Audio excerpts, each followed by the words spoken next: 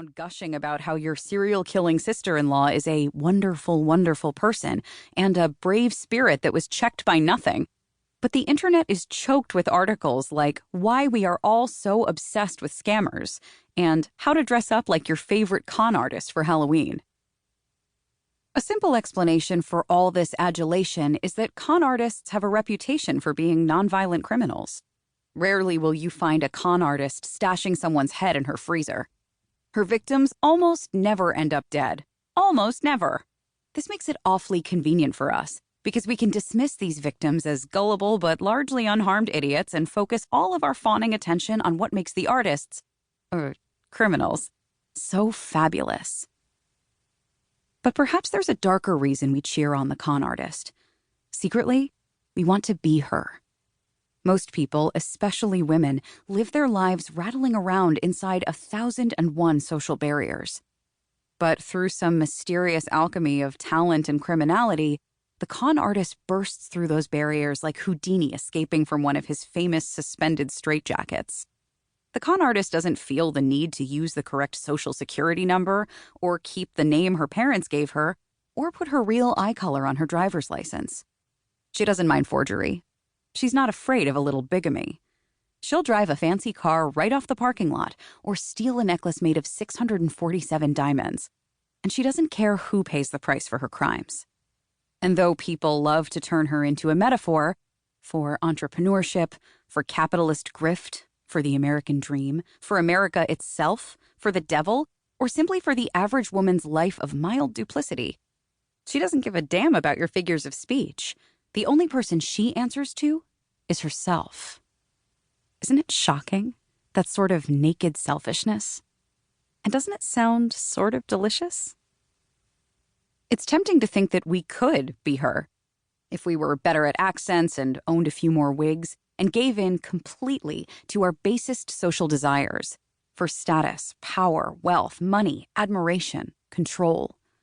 These desires may sound crass, but they're inherent to our nature. A recent psychology study found that people crave high social rank not only because it satisfies our aching need to belong, but because it gives us a sense of control, better self-esteem, and even reproductive benefits. Even animals want to be important.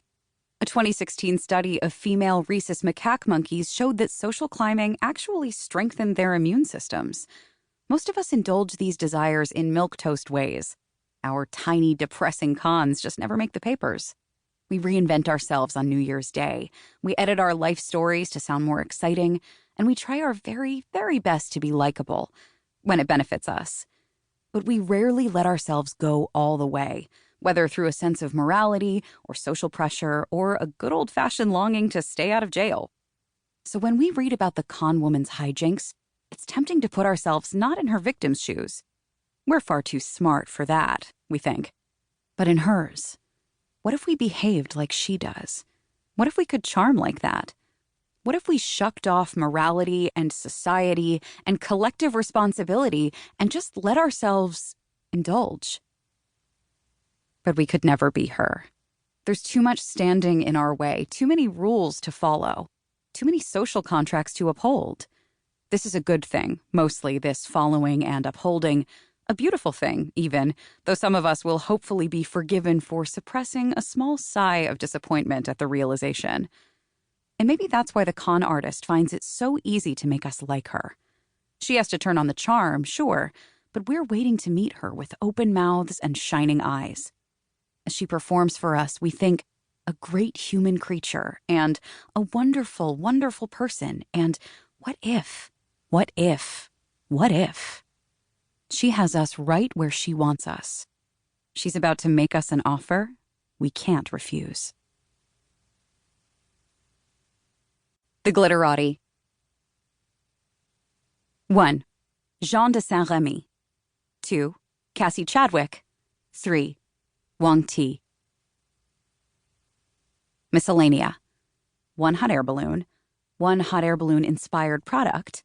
8 grand pianos. 647 plus diamonds, 1 fake queen, 2 fake fathers, 1 real fainting spell, numerous fake fainting spells, 1 soldier who loves calligraphy, 1 elderly man driven to his deathbed in